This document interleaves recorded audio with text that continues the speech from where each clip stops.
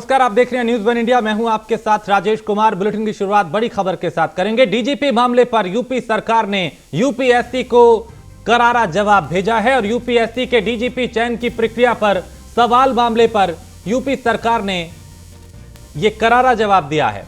और चयन में सिर्फ सीनियरिटी ही आधार नहीं होती, अधिकारी की कार्यशैली और कार्यक्षमता भी आधार है, यह सरकार की तरफ से कहा गया। मुकुल गोयल पे डीजीपी रहते अकर्मकता और भ्रष्टाचार के आरोप 2006 और 2007 में भर्ती घोटाले के भी आरोपी रहे थे मुकुल गोयल। और मुजफ्फरनगर दंगे के दौरान एडीजी एलओ वो थे, उन्हें हटाया गया था। भ्रष्टाचार की शिकायत के कारण उनको हटाया गया था। कई तरह की लापरवाहियां भी सामने आई थी। तो मुजफ्फरनगर दंगे के दौरान एडीजी एलओ थे और उन्हें हटाया गया था।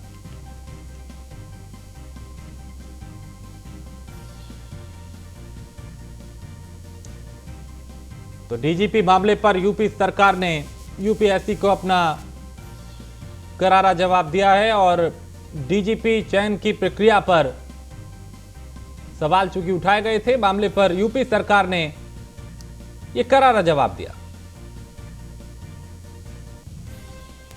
और अपने दूसरे कार्यकाल के 6 महीने योगी सरकार पूरे कर चुकी है और इन 6 महीनों में योगी सरकार ने अपने पहले लोक कल्याण संकल्प पत्र में किए गए तमाम वादों को न केवल पूरा किया बल्कि जनता की उम्मीदों पर भी खरे उतरे हैं। फिर वो युवाओं के रोजगार की बात हो या अपराध पे लगाम लगाना हो, इन 6 महीनों में योगी सरकार ने हर कार्य को बखूबी पूरा किया।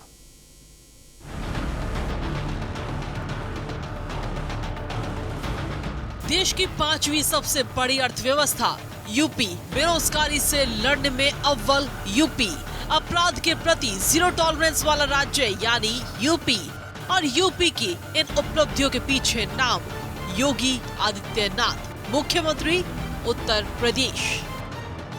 यूपी की जनता ने विधानसभा चुनाव में योगी सरकार पर फिर एक बार भरोसा जताया तो योगी भी उस भरोसे पर खरे उतरे। अपने 6 महीनों के कार्यकाल में ही उन्होंने देश को कई बार यूपी की बदली हुई तस्वीर से रूबरू कराया।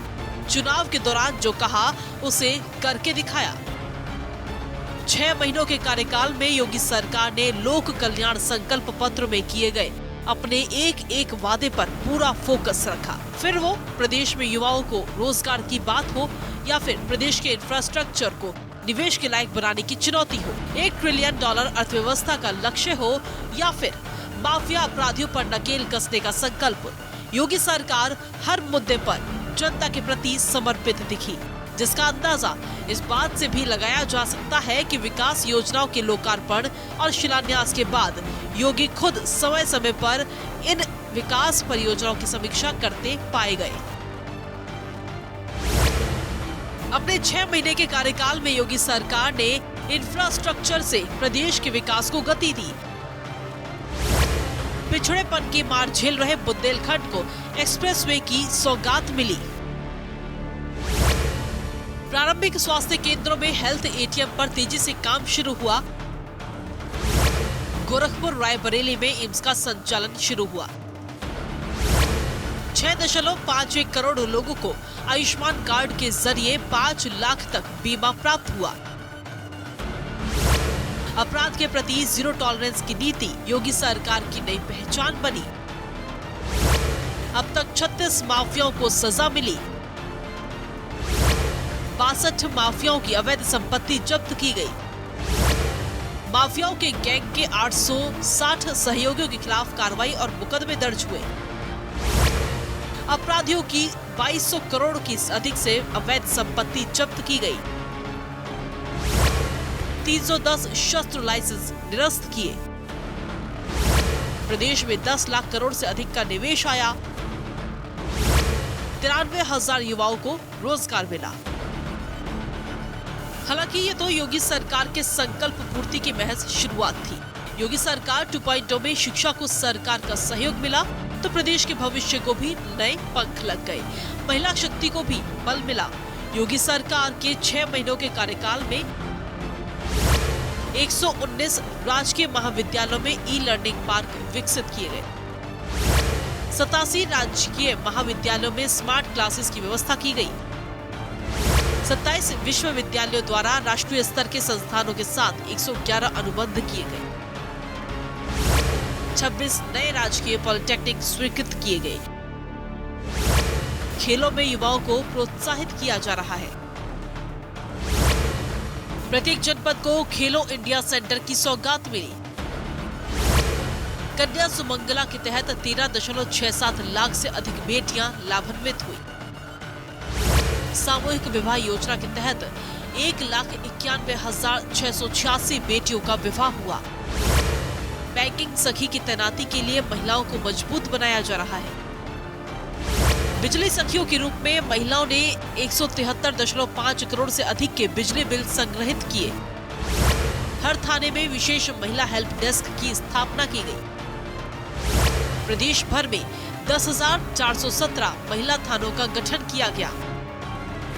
इतना ही नहीं, योगी सरकार अपने इन 6 महीनों के कार्यकाल में किसानों के चेहरे पर भी मुस्कान लौटाने में कामयाब रही। गन्ना किसानों को रिकॉर्ड भुगतान किया गया और किसानों के कर्ज भी माफ हुए। यानी 6 महीनों में ही योगी सरकार ने चौमुखी विकास की एक नई तस्वीर देश के सामने पेश कर दी, जो अब भी लगातार तेजी से आगे बढ़ रही है। Bureau report, news 1 India. तो योगी सरकार के दूसरे कार्यकाल के 6 महीने पूरे हो चुके हैं और 6 महीनों में संकल्प पत्र पे फोकस रहा है। संकल्प पत्र को पूर्ण करने पर पूरा फोकस रहा और योगी सरकार ने युवाओं को रोजगार दिलाया। इसके अलावा सड़कों पे ध्यान दिया गया, कनेक्टिविटी को बेहतर किया गया, शिक्षा, स्वास्थ्य, रोजगार, इन तमाम बिंदुओं पे काम किया गया। माफियाओं पर शिकंजा कसा गया। मुख्तार समेत 36 माफियाओं को आजीवन कारावास, 2 माफियाओं अपराधियों को फांसी की सजा हुई। निवेश को धरातल पे उतारने का खाका तैयार हुआ और 10 लाख करोड़ के निवेश को धरातल पे उतारने की सरकार की तैयारी है। एंटी नारकोटिक्स टास्क फोर्स का गठन किया गया। ड्रग्स माफियाओं से 40 करोड़ के नशीले पदार्थ बरामद किए गए। लखनऊ और गौतम बुद्ध नगर के अलावा 16 शहरों के समीप एक साइबर क्राइम थाने की स्थापना की।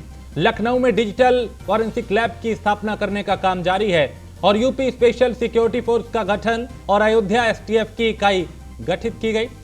इसके अलावा बहराइच, चंडीगढ़ और कानपुर समेत कई जिलों में एटीएस की नई फील्ड यूनिट गठित की गई।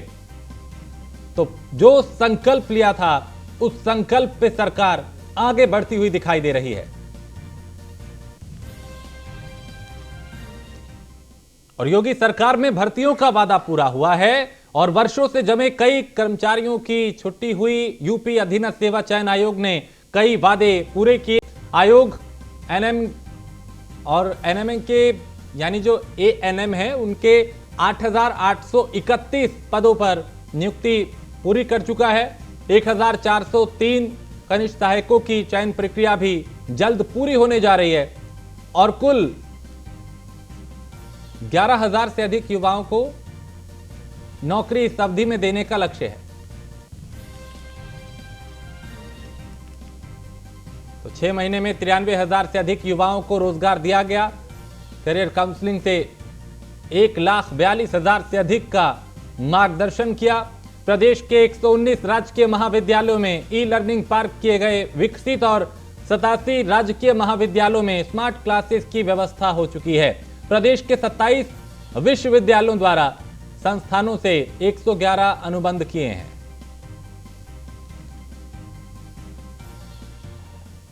इसके अलावा बिजली आपूर्ति पर सरकार का फोकस है और पिछले 6 महीनों में बिजली के क्षेत्र में कई बड़े काम किए गए हैं। नियामक आयोग द्वारा स्वीकृत किए गए बिजली दरों को कम किया गया। नए स्लैब से हर श्रेणी के उपभोक्ताओं की बिजली दरें कम की गई और 1.20 करोड़ गरीब उपभोक्ता जो हैं उनकी बिजली दरें 35 पैसे प्रति यूनिट की गई, यानी कम की गई इतने पैसे। और 4.65 लाख उपभोक्ताओं के घरों में बिजली मीटर लगाए गए। ये संख्या 4,65,000 है। 137 मेगावाट की सौर परियोजनाएं निजी निवेश से स्थापित की गई। 27,000 मेगावाट आपूर्ति का ऑल टाइम रिकॉर्ड बना है।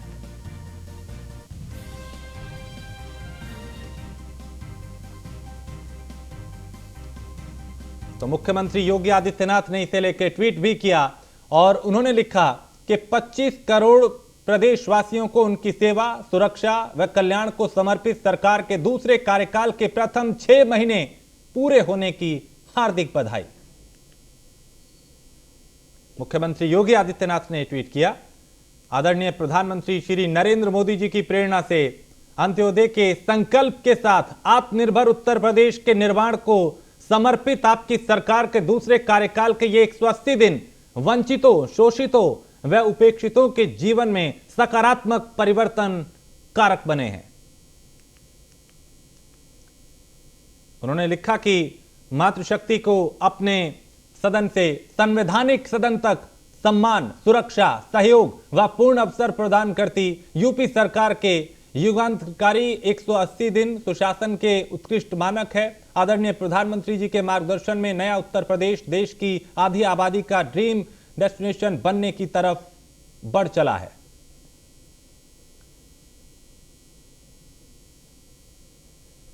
तो अंत्योदय से अर्थव्यवस्था तक, इंफ्रास्ट्रक्चर से इंडस्ट्री तक, कामगार से किसान तक, सुरक्षा से शिक्षा तक, आदरणीय प्रधानमंत्री श्री नरेंद्र मोदी जी के मार्गदर्शन में हर क्षेत्र में नए भारत का नया उत्तर प्रदेश नवनिर्माण की स्वर्णिम पटकथा लिख रहा है। ये तमाम बातें मुख्यमंत्री योगी आदित्यनाथ ने की, ट्वीट किए उन्होंने, और उनमें इन 6 महीनों की उपलब्धियों का जिक्र किया कि सबका साथ सबका विकास का ध्येय लिए ये डबल इंजन की बीजेपी सरकार है, जो कहेगी वो करेगी। तो योगी सरकार के 6 महीने का कार्यकाल पूरा होने पर डिप्टी सीएम ब्रजेश पाठक का बयान आया और उन्होंने कहा कि मुख्यमंत्री योगी आदित्यनाथ के नेतृत्व में प्रदेश चौमुखी विकास की ओर अग्रसर है। उत्तर प्रदेश में कानून का राज है, अपराधियों में भय है और बीजेपी सरकार में जनता खुशहाल और सुरक्षित महसूस कर रही है। और क्या कुछ कहा, उन्हें सुनते हैं।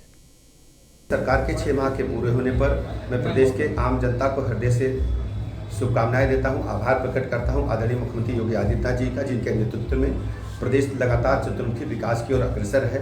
हर स्तर पर आम जनता को आदरणीय प्रधानमंत्री नरेंद्र मोदी जी के मार्गदर्शन में गरीब कल्याण की जो योजनाएं वो जन जन तक पहुंच रही हैं और उत्तर प्रदेश में कानून का राज और मजबूत हुआ है। अपराधियों में आज भय है, आम जनमानस अपने आप को सुखी महसूस कर रहा है, महफूज महसूस कर रहा है। मैं आदरणीय प्रधानमंत्री जी के कुशल मार्गदर्शन के लिए उनका आभार प्रकट करता हूं और प्रदेश के आम जनता को बहुत बहुत शुभकामनाएं देता हूं। इसी प्रकार हम लोग प्रण लेते हैं कि प्रदेश के जनता के विकास के लिए, उनके हित के लिए गरीब कल्याण योजनाओं को और कानून के राज को और मजबूती देने का काम करेंगे। और बाराबंकी में विवाहिता के साथ हैवानियत की गई, जहां गांव के 4 लोगों ने महिला के साथ गैंगरेप किया और गांव के बाहर तालाब पर ले जाकर जबरन उसे शराब पिलाई, फिर एक एक करके उसके साथ हैवानियत की। गैंगरेप की घटना ये हुई है और विवाहिता ने अपने पति को इस बारे में बताया। 1 हफ्ते बाद लखनऊ रह रहे पति को आप बीती सुनाई। घटना की जानकारी मिलते ही लखनऊ से बाराबंकी पहुंचे जो उनके पति हैं, उन्होंने शिकायत दर्ज कराई। अब पुलिस जो है वो आरोपियों की तलाश में जुटी है।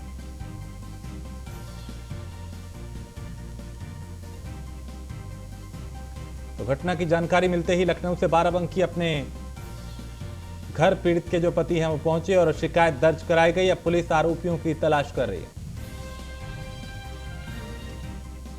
बाराबंकी पर परसों एक युवती द्वारा तहरीर दी गई कि उसके गांव के रहने वाले एक व्यक्ति ने उसे बहलाया फुसलाया, उसे एक मोबाइल फ़ोन दिया जिससे वो बात करता था और इन्हीं बातों में फंसाकर एक दिन उसको बुलाया और एकांत में ले जाकर उसके साथ ज़बरदस्ती बलात्कार किए। इस सूचना पर थाना पर मुकदमा दर्ज किया गया। पीड़िता का 161, 164 का बयान किया गया। बयान के दौरान उसने कुछ अन्य लोगों के नाम बताए हैं। सभी बातों की जांच की जा रही है। जांच करने के बाद दोषी पाए गए अन्य लोगों के विरुद्ध भी शीघ्र विधिक कार्रवाई की जाएगी। नामजद अभियुक्त को गिरफ्तार करके जेल भेजा जाएगा। और संभल से 2 दिन पहले 1.5 महीने के मासूम के गायब होने के मामले में नया खुलासा हुआ है। पुलिस ने बच्चा गायब करने वाले एक महिला समेत 4 आरोपियों को गिरफ्तार किया है। बता दें कि 50,000 रुपए में बच्चे का सौदा किया गया था और संभल से बच्चे को अगवा कर दिल्ली में 50,000 में बेचने का सौदा हुआ था। बच्चा गायब होते ही परिजनों ने पुलिस को सूचना दी थी और पुलिस ने 48 घंटे में खुलासा करते हुए महिला समेत 4 आरोपियों को गिरफ्तार किया है। कैला देवी के अंतर्गत 24 तारीख को आज ये एक बच्चे को बरामद किया गया है। इसके बारे में बताना चाहूँगा कि 3 दिन पहले ये एक सूचना प्राप्त हुई थी कि बच्चा रात में अपने माँ बाप के साथ सोया था घर के बाहर। वहाँ से ये गायब हो गया था। पुलिस के द्वारा पूरी छानबीन करते हुए इसमें विस्तृत जांच की गई, तो इसमें आज 4 अभियुक्त जिनके नाम सुरेश व मुन्नी, ये दोनों पति पत्नी हैं और इसी गांव के रहने वाले हैं, ग्राम सेमला, थाना कैलादेवी। इसके साथ में राजवीर, ये निवासी ग्राम मतरासी, थाना बहजोई, और प्रेमचंद, ये निवासी न्यू दिल्ली का है। इन 4 लोगों को गिरफ्तार किया गया है। इसमें पूरा घटनाक्रम इस तरह से सामने आया कि जो प्रेमचंद न्यू दिल्ली का रहने वाला है, इसके एक रिश्तेदार के घर में कोई बच्चे नहीं थे, तो उसने इन सुरेश और मुन्नी, इनके साथ बातचीत की, इनसे कहीं मुलाकात हुई। इनके द्वारा बताया गया कि हमारा खुद का बच्चा है जिसको हम आपको अडॉप्ट करने के लिए देना चाहते हैं। तो इसके द्वारा ये गलत तरीकों का प्रयोग करते हुए उस बच्चे को अडॉप्ट करने के लिए इनको कुछ पैसा भी दिया गया, 50,000 रुपये देने की बात हुई थी। और इसके साथ में इनकी जो कॉल रिकॉर्ड है वो भी हमारे सामने आई हैं। ये जो तीसरा व्यक्ति है, इसने इस बच्चे को यहाँ से उठवाने में मदद की इनकी, और इसके बाद में ये बच्चा आज सकुशल बरामद किया गया है। इस बच्चे को आज CWC के सामने प्रस्तुत किया जा रहा है। इसके माँ बाप दोनों यहाँ पर हैं, हम दोनों काफ़ी प्रसन्न हैं। उनके बच्चे को 3 दिन के अंदर थाना कैलादेवी की पुलिस और SOG की टीम के द्वारा बरामद कराया गया। इसमें पुलिस को, जिस टीम ने ये केस वर्कआउट किया है, उनको मेरी तरफ से 25,000 के पुरस्कार की घोषणा की जाती है। इससे पहले भी क्या ऐसी वारदात को अंजाम देने की कोशिश की इन लोगों ने? इनके द्वारा जो पूछताछ में सामने आया कि इनका कोई इस तरह का गिरोह नहीं है। ये इन्होंने पहली बार ही इन्होंने एडॉप्शन के नाम पर धोखाधड़ी करने के लिहाज से इस बच्चे को उठाया था। इसी गांव के रहने वाले हैं, कैलादेवी।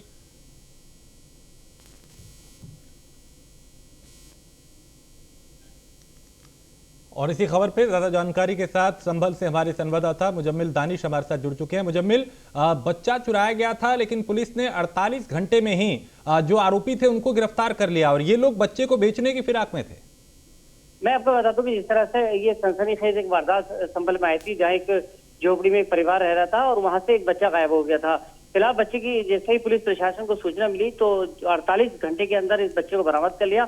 इसमें एक जिस तरह की वारदात लगातार बच्चा चोरी की आ रही थी, तो कहीं ना कहीं उसकी भ्रम में भी लोग परेशान थे, आसपास गांव में हड़कंप मचा था।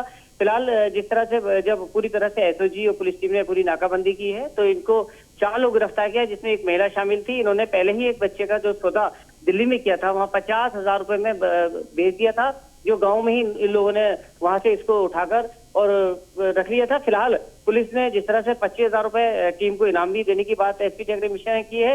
इसके अलावा माता पिता को वो बच्चा सुपुर्द किया है, जिसको पाकर वहाँ खुशी की लहर है। लेकिन जिस तरह से बच्चा चोरी की वारदात आई थी, कहीं ना कहीं उस पर अंकुश लगाते हुए और उसको जिस तरह से भ्रम समाज में फैला था, उसको तोड़ने के लिए पुलिस की बड़ी अच्छी कामयाबी रही है।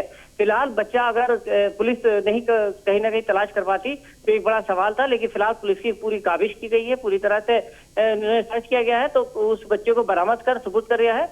और अब वहां पर एक जो बताया जा रहा है, जिसमें एक महिला शामिल की गई थी और इसी के एक रिश्तेदार थे, तो इसमें 3 जो लोग हैं, 4 लोग शामिल, 4 लोगों को जेल भेज दिया गया है। फिलहाल और भी पूरी तरह से जानकारी ली जा रही है। बहुत शुक्रिया मुजम्मिल जानकारी के लिए। और कानपुर में एक शख्स पे चाकू से जानलेवा हमला कर उसे लहूलुहान कर दिया गया। चाकू से हमला कर दोनों हमलावर मौके से फरार हो गए। संजय और धर्मपाल नाम के युवकों ने इस शख्स पे हमला किया। बता दें कि रुपयों के लेन देन के मामले में ये हमला किया गया। Joint police commissioner Anand Prakash Tiwari समेत घटनास्थल पर फॉरेंसिक टीम पहुंची। पूरा मामला बाबूपुरवा थाना क्षेत्र के बगाही इलाके का है। सूरज पांडे हमारे संवाददाता कानपुर से इस पे ज्यादा जानकारी के साथ। सूरज, विवाद क्या था जो इस शख्स ने, यानी 2 हमलावर थे जिन्होंने इस शख्स पे चाकू से जानलेवा हमला कर दिया, क्या जो पैसों के लेन देन की बात कही जा रही है वही विवाद था और हमलावरों को क्या पुलिस अब तक तलाश पाई है? जी बिल्कुल, आपको बता दें कि पूरा मामला बाबूपुरवा थाना क्षेत्र के बगाही इलाके का है, जहां पर रहने वाले एक अधेड़ के अचानक वो कल अपने घर के बाहर टहल रहे थे, तभी अचानक संजय और धर्मपाल नाम के 2 युवक आए और उनके ऊपर ताबड़तोड़ चाकुओं से हमला कर दिया, जिसके चलते अधेड़ लहूलुहान हो गए और जमीन पर ही गिर गए। वहीं ये पूरी वारदात जो है वो CCTV कैमरे में भी कैद हो गई है, जिसपे बदमाश साफ तौर पर भागते हुए नजर आ रहे हैं। वहीं घायल अधेड़ की माने तो उनका कहना है कि संजय और धर्मपाल से उनका 2 लाख रुपए का लेन देन का मामला चल रहा है, जिसके चलते उन्होंने जानलेवा यह हमला किया है। जिसके बाद घटना की जानकारी पर पहुंची पुलिस और पूरे मामले की जांच में जुट गई है। वहीं CCTV के आधार पर अब पुलिस बदमाशों की तलाश में जुट गई है। मगर अभी तक की बात करें तो घटना के तकरीबन 12 घंटे से भी अधिक समय बीत गया है, मगर अभी तक पुलिस आरोपियों की गिरफ्तारी नहीं कर सकी है। जी शुक्रिया सूरज जानकारी के लिए। तो अभी आरोपी फरार हैं और पुलिस उनकी तलाश कर रही है। जौनपुर के बक्सा थाना क्षेत्र के अंतर्गत ससवा मोड़ के पास एक अज्ञात शव मिला है। महिला का शव है और शव पे काफी चोट के निशान भी हैं। पुलिस सब शव को कब्जे में लेकर पोस्टमार्टम के लिए भेज चुकी है और मामले की जांच की जा रही है। देवेंद्र खरे हमारे संवाददाता जौनपुर से इस पे ज्यादा अपडेट के साथ। देवेंद्र, क्या कुछ जानकारी? एक महिला का शव मिला, क्या हत्या की आशंका है? किस हालत में शव था और क्या कुछ पुलिस का इस पे कहना है?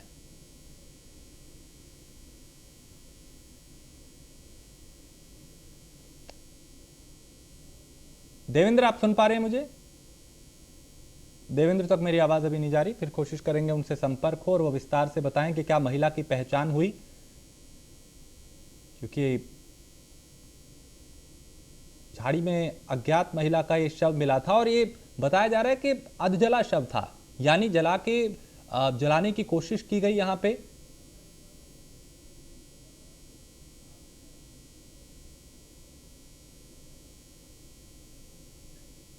तो महिला सुरक्षा के दावे बड़े बड़े किए जाते हैं, लेकिन हकीकत यह है कि आए दिन इस तरह की वारदातें हो रही हैं। कहीं पे महिला को जला के मार डाला जा रहा है, तो कहीं पे गैंगरेप जैसी वारदातें हो रही हैं और कहीं पे हत्या जैसी वारदातें आए दिन सामने आ रही हैं। वो भी तब जब तमाम दावे किए जा रहे हैं महिला सुरक्षा के, लेकिन हकीकत कई बार सामने आती है। तो अब पुलिस यहां पहुंची है, मामले की जांच कर रही है।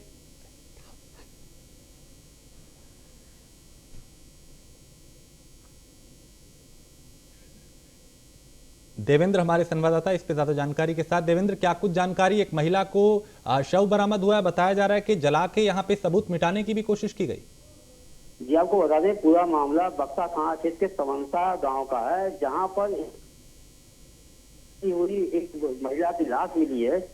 पुलिस के द्वारा आशंका जताया गया कि हत्या करने के बाद ही इसकी लाश जलाई गई, लेकिन अभी तक ये अज्ञात महिला का शव का पहचान नहीं हो पाया। लगातार पुलिस प्रशासन लगातार महिला की जानकारी कर रही कि महिला कहाँ की है। अभी तक कोई जानकारी, एक लाश मिला है जो कानपुर का दिखाया जा रहा है, लेकिन अभी तक ये पुलिस पूरी पड़ताल कर रही कि महिला कहाँ की है और कैसे आई है। पूरी पुलिस यानी पुलिस मामले की जांच कर रही है और हर सुराग को तलाश रही है। बहुत शुक्रिया देवेंद्र जानकारी के लिए।